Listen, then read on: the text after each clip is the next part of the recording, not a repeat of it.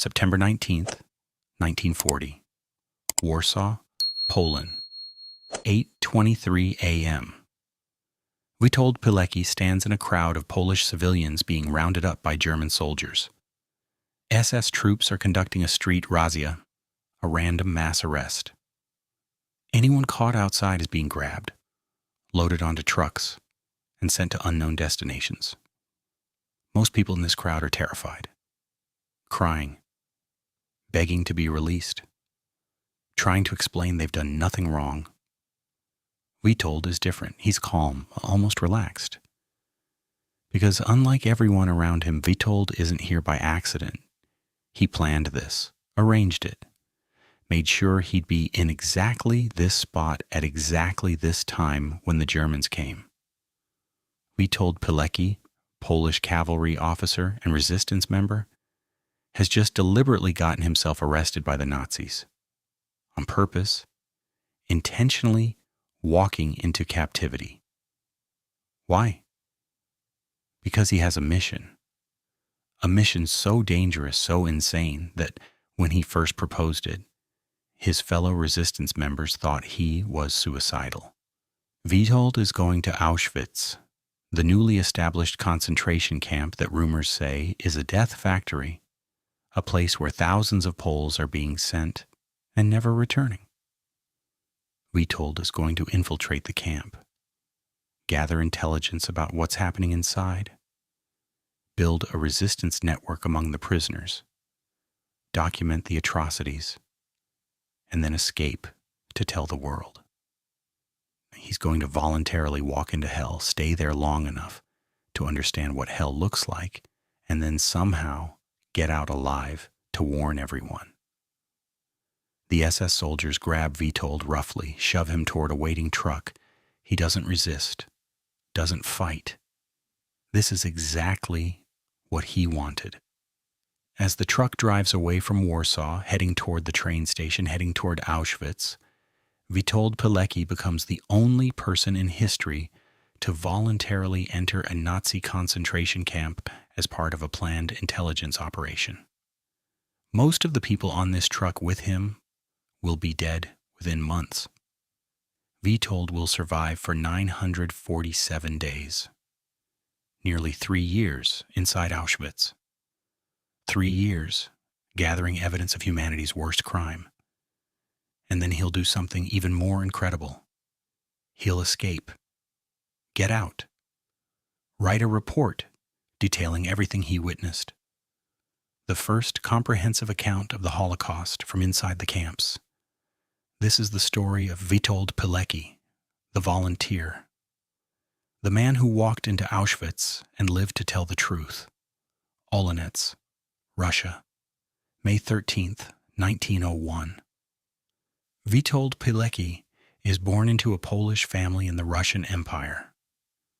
Poland doesn't exist as an independent nation at this time. It's been partitioned between Russia, Prussia, and Austria. Witold grows up hearing stories of Polish independence, of heroes who fought for freedom, of resistance against occupation. These stories shape him. 1918, World War I ends. Poland becomes independent again after 123 years of partition. Witold, now 17, joins the newly formed Polish army. Serves in the Polish-Soviet War of 1919 to 1921, fights bravely, earns medals. After the war, Witold becomes a cavalry officer, marries, starts a family, runs a small estate, lives a quiet, normal life. But he never forgets his military training, never loses his sense of duty. And when Poland's independence is threatened again, he's ready. September 1st, 1939. Nazi Germany invades Poland from the west. September 17th, 1939. Soviet Union invades from the east. Poland is crushed between two totalitarian powers. The Polish government flees. The military is defeated. Within weeks, Poland ceases to exist as a sovereign nation. Again. But Witold doesn't surrender. Along with thousands of other Polish soldiers and officers, he goes underground, joins the resistance. The Polish Home Army, one of the largest resistance movements in occupied Europe. Witold's unit operates around Warsaw, sabotage, intelligence gathering, helping people escape, standard resistance work. But by mid-1940, the resistance has a major problem: information gap.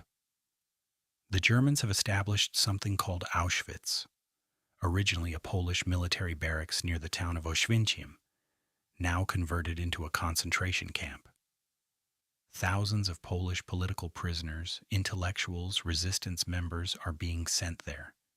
And then, nothing. No communication, no letters, no releases. People disappear into Auschwitz and aren't heard from again. The resistance needs to know what's happening inside. Is it a prison, a labor camp, an execution facility? Are people being killed? If so, how many? How? They need intelligence, real intelligence from inside the camp. Not rumors, not speculation, facts. Most resistance leaders think getting this intelligence is impossible. Auschwitz is heavily guarded, escape-proof. Even if someone got inside, they'd never get information out. And they certainly wouldn't survive long enough to gather meaningful intelligence. Witold Pilecki disagrees. He believes it's possible. And in August 1940, he volunteers for a mission that will become legendary. His plan: get deliberately arrested during a German street roundup. Let himself be sent to Auschwitz. Once inside, organize prisoners into an intelligence network. Gather information, document everything. Build an underground resistance within the camp, and eventually escape to deliver a full report. His commanders are skeptical. This is suicide. Auschwitz prisoners don't escape. They don't even survive long. But Witold is insistent. Someone has to do this, and he has the training, the background, the skills. He's a cavalry officer, intelligence trained, speaks German, physically fit. If anyone can pull this off, he can.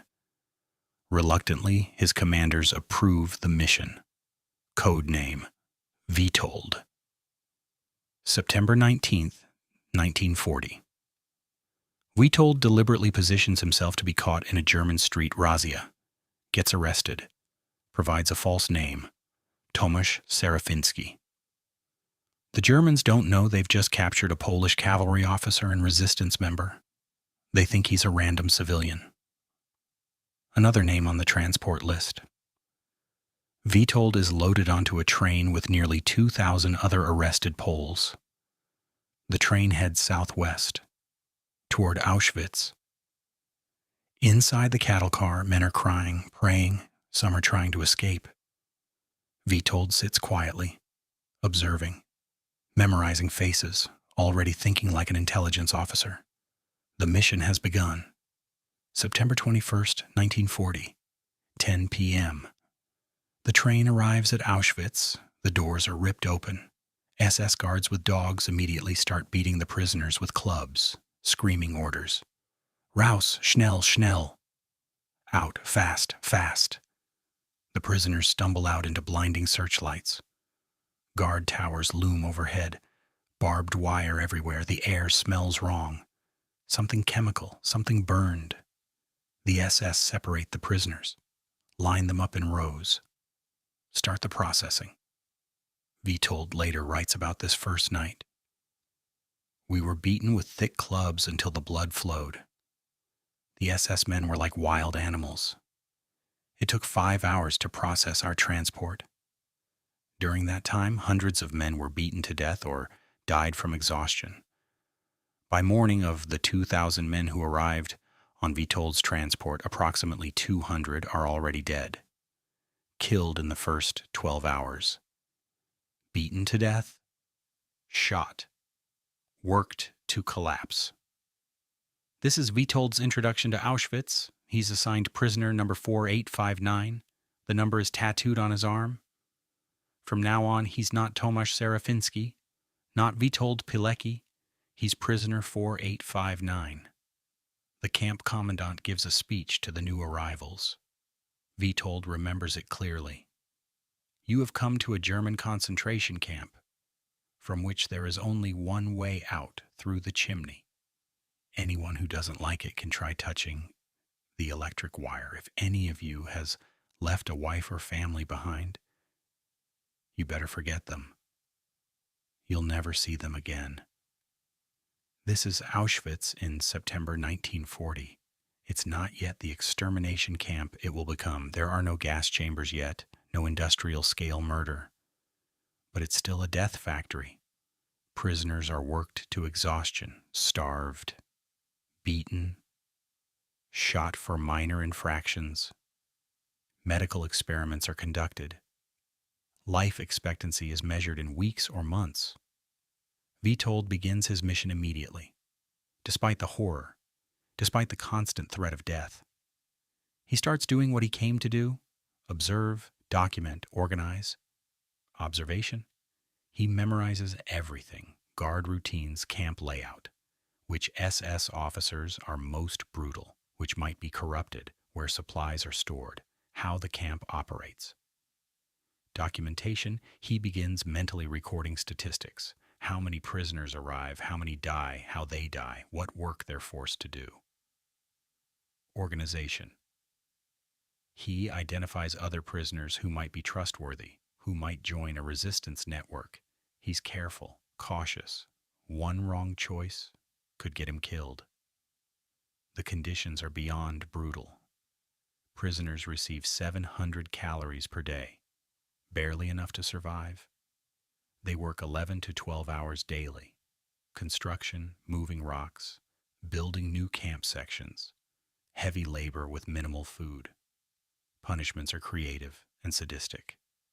For minor infractions, 25 lashes with a whip. For slightly more serious, standing at attention for hours in freezing weather. For trying to escape, public execution by hanging, with all prisoners forced to watch. Disease is rampant. Typhus, dysentery, tuberculosis. The camp hospital is more like an execution center. Prisoners who can't work are selected, taken away, and killed. Yet somehow Witold survives. Not through luck, through intelligence. He volunteers for better work details, makes himself useful to capos, prisoner supervisors, trades his bread rations for information, slowly, carefully builds relationships. Within months, he's not just surviving, he's organizing. 1941, Witold has been in Auschwitz for several months. He's survived the initial brutality, learned the camp's rhythms, identified potential allies. He begins building what will become known as ZOW, Związek Organizacji Wojskowej, the Union of Military Organization, an underground resistance network inside Auschwitz. The network grows slowly, carefully.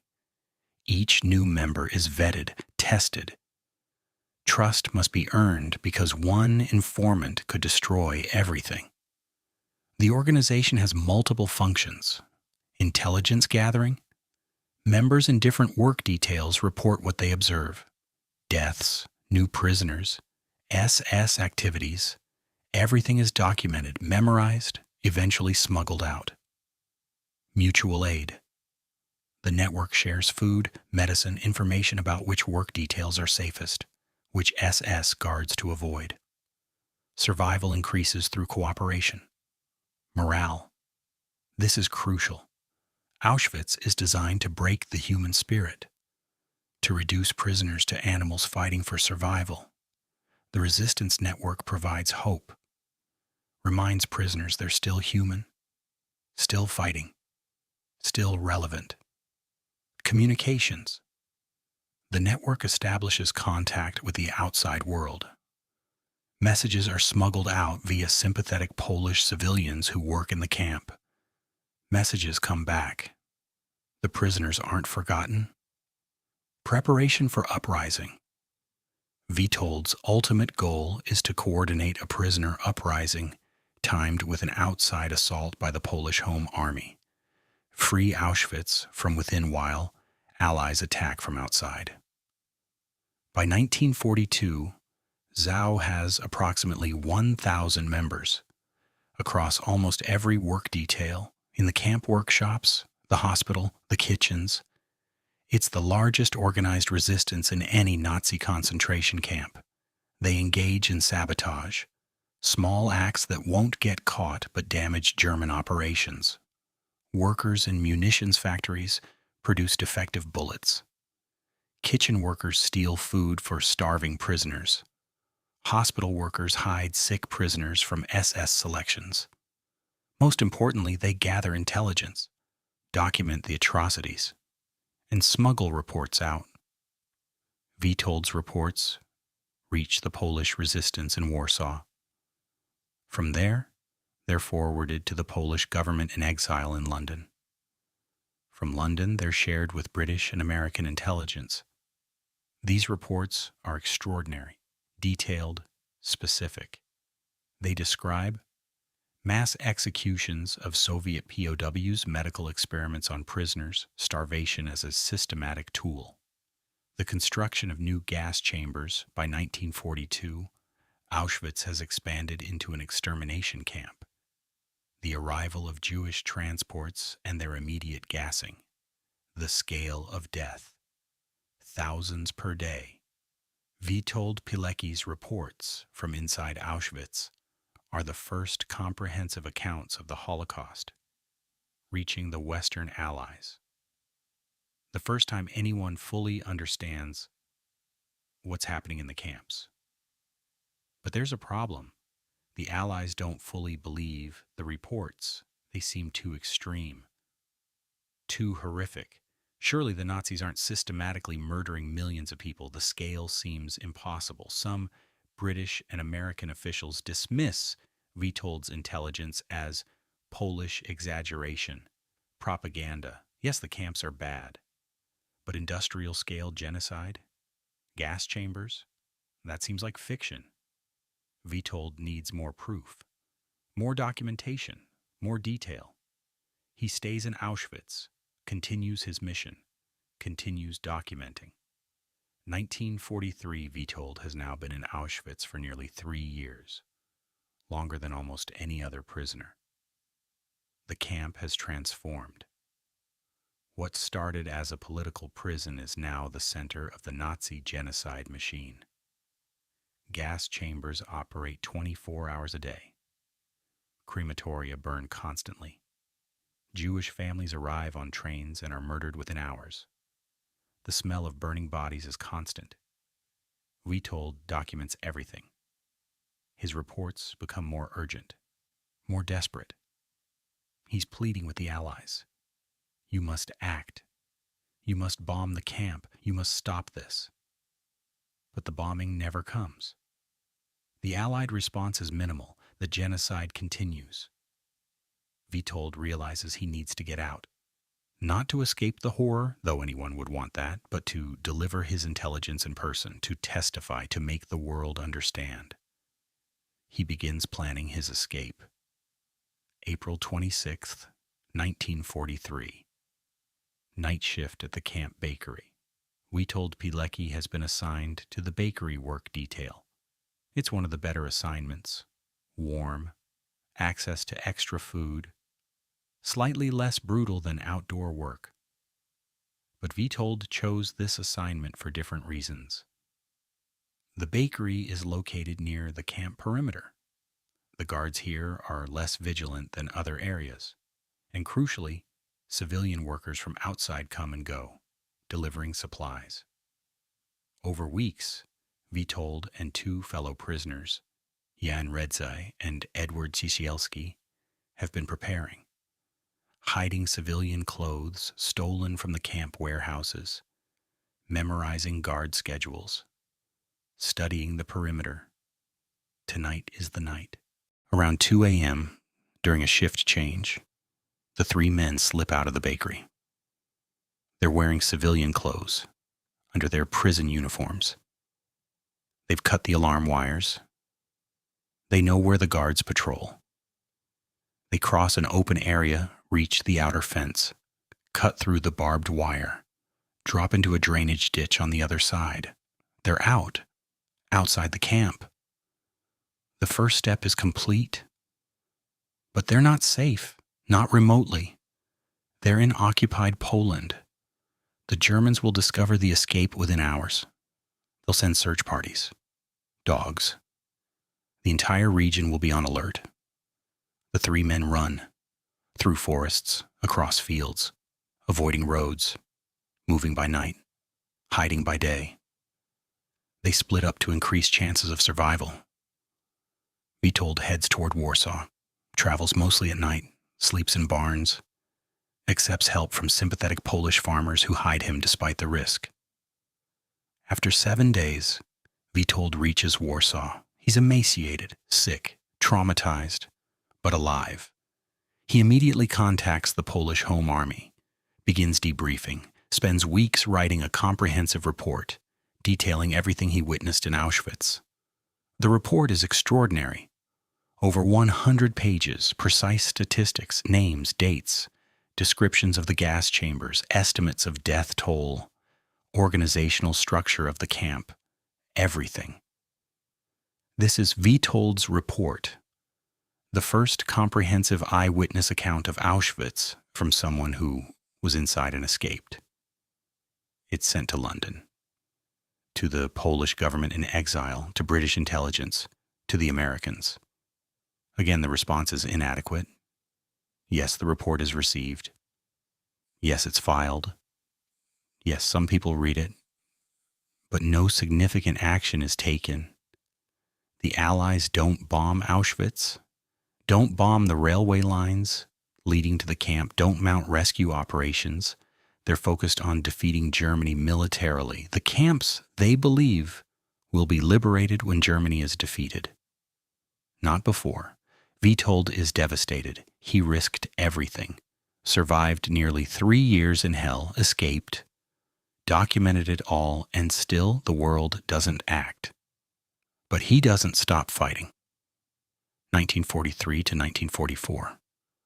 Witold rejoins the Polish Home Army in Warsaw. Despite everything he's been through, despite having every reason to hide and recover, he continues fighting. August 1st, 1944. The Warsaw Uprising begins. Polish resistance fighters attempt to liberate Warsaw from German occupation before the advancing Soviet army arrives. Witold fights in the uprising. After 63 days, the uprising is crushed. The Germans systematically destroy Warsaw, kill approximately 200,000 Polish civilians. Witold survives. Again, January 1945. Soviet forces drive the Germans out of Poland. World War II in Europe is ending. But for Poland, one occupation replaces another. The Soviets install a communist puppet government. Poland isn't free, it's just under new management. Witold doesn't accept this. Poland fought for independence, resisted the Nazis. Now they're supposed to accept Soviet domination? He continues gathering intelligence, this time on Soviet activities in Poland. He reports to the Polish government in exile, still operating from London. The communist government discovers his activities. Witold Pilecki, hero of Auschwitz, survivor of the Warsaw Uprising, is now considered an enemy of the state by the Polish communist regime. May 8th, 1947. Witold is arrested by the communist secret police, charged with espionage, with working for foreign powers, with attempting to overthrow the government. The trial is a farce. Show trial. The verdict is predetermined. Witold is tortured, interrogated for months. They want him to confess to being a Western spy, to denounce his fellow resistance members. Witold refuses. He survived Auschwitz. He won't break for the communists. May 15th, 1948. Witold Pilecki is found guilty, sentenced to death. May 25th, 1948. At 9:30 p.m., in Warsaw's Mokotów prison, Witold Pilecki is executed by a single shot to the back of the head. He's 47 years old, a hero of the Polish resistance, a volunteer who walked into Auschwitz, a man who documented the Holocaust when the world refused to believe. And he's murdered by his own countrymen, buried in an unmarked mass grave. His family isn't told where. For decades, the communist government denies he was ever executed, claims he escaped to the West. Witold Pilecki is erased, his story suppressed, his sacrifice forgotten. For 40 years, under communist rule, Witold's name is forbidden. His reports are classified. His heroism is ignored. 1989. The Soviet Union collapses. Poland regains independence, democratic government, freedom of speech. And slowly, Witold Pilecki's story emerges from the archives. Historians discover his reports, his testimony about Auschwitz, the intelligence he gathered, the resistance he organized, the escape, the continued fighting. The world realizes this man was a hero, not just a hero, one of the greatest heroes of World War II. And nobody knew because the communists buried his story. In 1990, Witold Pilecki is officially rehabilitated. His conviction is declared void. His death is acknowledged as an execution, not a disappearance. In 1995, he's awarded Poland's highest military decoration, the Order of the White Eagle, posthumously. In 2006, documentary evidence confirms the location of his unmarked grave. His family finally knows where he was buried. In 2013, a square in Warsaw is named after him. Witold Pilecki becomes a symbol of Polish resistance, of courage, of sacrifice. But his story remains relatively unknown outside Poland. In the West, few people have heard of Witold Pilecki. His reports, so crucial in documenting the Holocaust, are overshadowed by later testimonies from liberated camps. Why? Partly because his story was suppressed for decades, partly because it's almost too incredible to believe. A man voluntarily entered Auschwitz, stayed for nearly 3 years, built a resistance network, escaped, and then was executed by his own government? It sounds like fiction. But it's documented fact. Today, historians recognize Witold Pilecki as the author of the first comprehensive report on Auschwitz, the organizer of the largest resistance movement inside any Nazi camp, one of the few prisoners to successfully escape Auschwitz, a victim of communist persecution after surviving Nazi persecution. His story is taught in Polish schools.